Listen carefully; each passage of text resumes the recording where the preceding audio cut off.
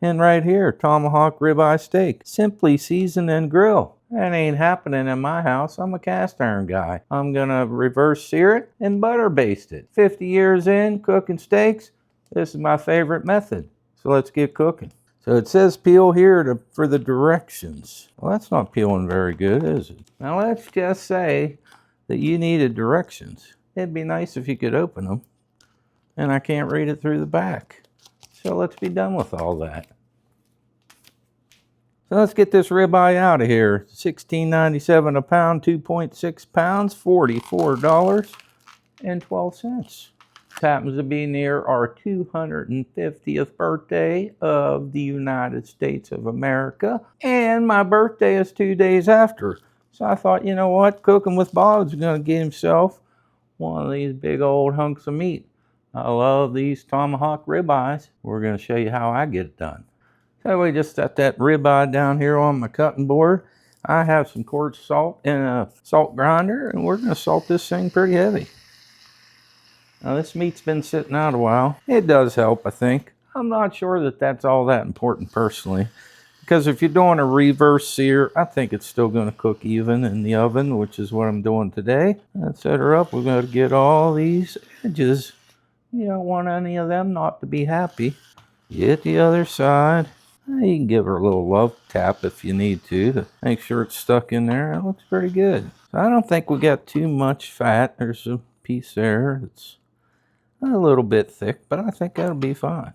So then the only other seasoning I put on, I don't put any of them steak seasonings or anything anymore. I used to do that, but now I'm just a salt and pepper guy. So here again, we'll just hit her with a little black pepper. Pat that in, hit these edges again. We want to keep them all happy. And hit that other side. Pat that in and get this last edge. That looks pretty good already. If you happen to have one of these cool racks like this, I think it does a little better job. I don't know, there again, I don't think these subtle differences are going to make any difference at all in how this all turns out. I got the oven on 275 degrees. So I want it to come up to temperature kind of slow. And then I'm going to use my Typhur. Stick that baby right in there. You got to go beyond this little black part. I usually go right to that edge. This is ambient temperature, and there's like 5 different things in there to be able to tell. Now, since this is so big, I think I'm going to stick one in, try not to hit the other piece, kind of right in that area. Just so we know what we're getting ourselves into.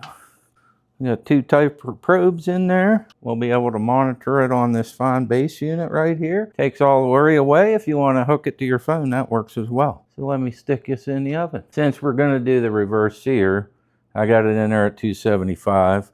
I'm going to just go ahead and put this, I think, about 130. You just hit this button, you select manual. Look at that, that baby's already at 130, like it knew what I was going to do for some reason. And you just confirm, then you move over, you hit it again, manual, confirm that one, done. They're pretty cool. I got one of them links down there in the description. If you're interested, you get like 10% off by using my code. And I make a couple bucks to help support the channel. I use them every single time I'm cooking any kind of meat. It's very accurate, easy to do, and they're dishwasher safe. Probe number 2 made it to 130, and probe number 1 is just about there. I think we're ready to pull them babies out of there. Let's see what this old tomahawk looks like. Now, I did flip this over about halfway through, but I didn't mess around with the camera. Look at that. Oh, that looks good. Let's set her up here for a second. So I'm just letting that steak rest over there on the stove a minute. I have some butter here, some onions, some garlic, rosemary, and thyme. Same way I do my butter based on all steaks. Absolutely delicious. So real quick, I did want to show you, I pulled that off just a couple degrees under 130. I think it was 128. And it's already, as it's sitting there resting, it's coming up. So that's why I pulled it at that temperature. And just want to give you that update. I'm telling you, that thing looks beautiful. See what the other side looks like. Oh, that looks good. That's a little bit toasty on this handle. That's what I call it, the handle. And it's got some heat. And there was a piece that fell off. Where'd that come from? Oh, that's already amazing. I don't even have my seasoning, just some salt and pepper. Wow, that's good. So I did have a little predicament. My big 16-inch cast iron skillets are in a tote in the garage because I use them mainly just to camp with. So this huge steak will not fit in my 12-inch, but we got a solution. We're going to sear this baby on this beautiful Lodge griddle. This is a Sam's Club exclusive if you want to get one, just FYI. It's got these high edges, which I like because if you have anything liquid, it has a place to hang around. Let me get this on the stove and get it preheated, and we'll sear this baby. Cool part about this particular brand, avocado oil, it tells you right on it, 500 degrees smoke point. That's going to take some heat before that thing starts smoking the joint up. So we want a good bit on there. Let that get heated up, it'll start to shimmer, and we'll kind of have a good idea when it's ready. Now, if you want to pick yourself up one of these cool infrared thermometers, they're really good. That will tell you what that temperature is. You just don't want it to get above 500. It won't smoke and build up carbon on your beautiful griddle or cast iron skillet. And thank you again to one of my subscribers and viewers that sent this to me. Where in the world did that filet mignon come from? I stuck it on there. That's my wife's favorite cut of meat. So she's getting one of them. Don't forget these happy little sides again. They like having salt on them too. And a little fresh cracked pepper. I just use the salt and pepper. Thing I like, doesn't get them like bitter bits all the time. When you're searing a steak, you put any kind of other spices on there. I just don't enjoy the flavor. But here again, if you enjoy it, do it your way. I'm just sharing how I do it. Okay, we're getting ready here. Give her one last push around here, and I think I'm going to throw my wife's on first so I can get it done. I'm just grabbing a hold of this filet mignon, and we're going to sear that baby. Now listen to that sear, and we're at 410. That's plenty hot enough. You don't have to be ripping at 600, 700 degrees, stinking your house up, and it just messes up your stuff. So now that I know that's a good sear temperature, I'm going to roll this thing down just below medium. Just a smidge. Now one thing, I'm kind of a flip back and forth guy. What you want to do, well, just check that. See how it's stuck? It's not ready. Let her self-release. I go pulling that off of there, I'm going to leave a piece of meat behind right here on this griddle, and I don't want that. So let's just wait a few minutes. What I always like with a good steak is some potatoes. And guess what? I don't have any fresh ones, which is fine. I got these Del Monte fresh whole new potatoes. I don't know how they do this. If you know, let me know in them comments. But that juice they put in them, for some reason, it just keeps them really nice. So I'm going to throw a side dish of potatoes on the stove too. I'm going to get all crazy. I'm going to use a carbon steel for the taters. I've been messing around with these. I've had some in the past, but I've been trying to use them out a little bit more. Well, let's just stick it on if I can figure out the right burner. This is a little bit uneven because that's taking up space, but I think it'll be all right. Let's see if we're ready to release. Yeah, I think we're there. I think we're there. Yeah, we're getting there.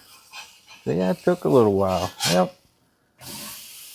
Now, if you notice, let me move that out of the way. Let's put it over here, actually. See how that didn't leave any meat behind?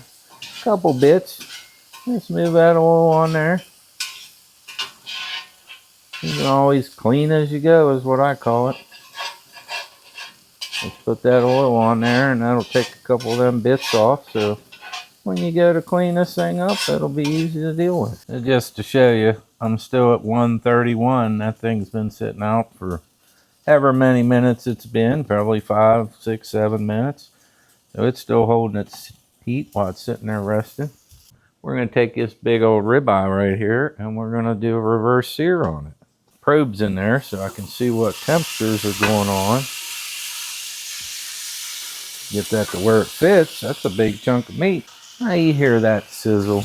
That's where I don't think you need to get carried away with temperature to sear a piece of meat. Just isn't needed. So for these taters, I'm not getting all fancy. I just got a pat of butter and a little bit of onion. Let's throw her in there. Now see this carbon steel, I'm not as good with my heat control. I got her a little too hot. Just pour it off. Same thing with carbon steel. If you can hear me with all this searing going on, you just don't want it to smoke. So like there, I turned the temperature down, I pulled it off. I'll just do this for a second, let her cool down. Set her on the back. That's why I like using metal. Just cut them babies in half if you don't want them that big. They might roll around, but it'll work out fine. There, well, that looks good. Put it back on the heat. What's this one looking like? Not stuck at all. Let's cheat and take a look at it. Look at that, nice and seared. A little pink yet. Wife kind of likes it kind of medium. You know what we could do? Just because we have a device here to do this with. Let's just see if I can stick this in here without something weird happening. Oh, it went right in there. Look at that. Multi-purpose. I like when I don't have to get other things dirty. I use the same probe and just stuck her back in that other piece of meat. Let's take a look at this. It's obviously not stuck at all. Oh, that's got a nice sear on it already. Look at that sear. Is that a thing of beauty or what? Alright, the wife's up to 136. Let's give her another flip. Look at that sear. That's even better than the first one. 300 or so, 380. I don't know if you can see that. That's 406. I'm going to give this a turn because I think my center is a little hotter. And maybe we'll do the same thing on this one. Let's give her a little turn, put a little different area on it. Listen to that sear. Is that a high enough temperature to sear a steak? Yes or no? Let me know in them comments. That's how I do it. I don't want all that smoke and splattering, and it builds up that carbon on your cast iron and you got a big old mess. So let me know what you guys think. I see a lot of professional chefs on YouTube. They got the smoke rolling like big time when they sear steaks. I just don't think it's necessary. I'd like to know your opinion. And one cool thing with this carbon steel, it's pretty much just like cast iron. There's nothing sticking there. Let's keep that heat down. Them steaks are at the temperature I want them, so I'm going to go ahead and do the butter base now. We'll just throw some butter in here. And the garlic and onion. Rosemary and thyme. That's all you got to do. Just dump her in there. Oh, there you go again. Cooking with Bob, the messiest cook on YouTube. He threw something on here. What's that? That's a piece of garlic. We'll put it in there. Well, I guess I just stand here with my hand holding the steak. Don't know what else to do. Let me do it this way. I'll grab that with that because that got pretty darn hot, and I'll hold that while I'm sauteing these. Multi-purposing. Let's get a little more of that fat. Yeah, we're getting her rendered some. I don't really care. I'll probably cut some of that off. But the cool thing is when you got a big piece of fat like that, if you cut the steak this way, you're not getting a big chunk with every cut anyway. So might not even matter on this big old tomahawk. They look like they're done. I got all kind of stuff going on here. I'm going to turn them taters off. Well, let's put this on this side. That side's got the most sear so far. Okay, I'm going to do some ingenuity. Let's see if this will actually work. What if I took this and lifted it up and put that under there? Will that be a safe maneuver? I think it is. Look at that. We'll let all them goodies get down there to the bottom. Put a little bit of these on the steak first. Oh boy. This might just work. Now we got some liquids here. We could spoon over the top. Not the best scenario, but hey, adapt and overcome, and it's going to work, I think. Alright, so here we are. This is the filet, which should be perfect for my wife because she's on the more medium side, a little below, above that, her preference. And I'm still in that medium rare mode, which is the way I like mine. So I think we're okay temperature-wise. I think we got them basted enough. Let's get this back to safe mode of operation. I think we can turn this griddle off. Cool thing about these big old steaks, you kind of got a handle you can just grab a hold of. That's why I like these trivets. They're multi-purpose for multiple reasons. Look at that. That is one beautiful tomahawk ribeye. Both of these steaks been resting about 5 minutes. They're looking absolutely delicious. I think we're just right on the temperature that I was trying to achieve. So I'm excited about that. Oh, That was probe tender, just saying. Let's just grab it by the handle and put her on here. All right, I think we'll put it this way so you can see when I'm cutting it. All right, this thing's not gonna slice itself, so let's give a couple runs over this steel and give her a little look-see. What do you think it's gonna look like? Oh, cut that bone off first. Oh boy, look at that. Oh, this is looking pretty awesome. We got a lot of meat there to gnaw on. This is always the best part right here. So let's just separate that. See what we look like. Oh, look at that. Is that a thing of beauty? Look at that. It's falling apart. I can't even get it cut. Oh, look at all that juice. I mean, is that amazing or what? That's why I like that butter based.